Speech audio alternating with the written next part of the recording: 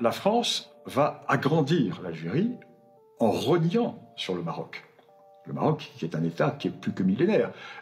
Quand Hugues Capet, en 987, est élu roi de France, la monarchie marocaine a déjà un siècle et demi d'existence avec les Idrissides. Attention, nous sommes en présence d'une monarchie plus que millénaire. Même s'il y a eu des dynasties qui ont changé, mais c'est plus que millénaire. La France va donc élargir l'Algérie en grignotant le Maroc. Des régions, les régions sahariennes par exemple, Colombéchar, c'est une zone algérienne. Le Touat, le Gourara, le Tidikelt, Igli, tout ça, et c'était historiquement marocain, nous le savons. Moi j'ai travaillé sur les archives marocaines, donc c'est indubitablement marocain. Les Algériens le savent, et ils refusent de le dire. Bien sûr, ils n'ont pas accepté de perdre une partie de leur territoire.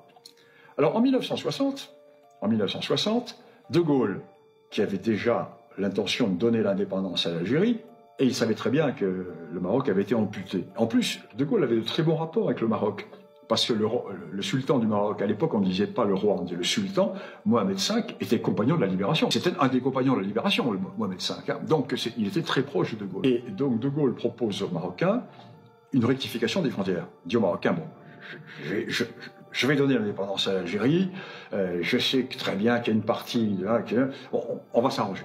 Et les Marocains, élégants, vont faire une erreur. Les Marocains vont dire, non, on ne veut pas s'arranger avec vous qui êtes le colonisateur sur le dos de nos frères algériens.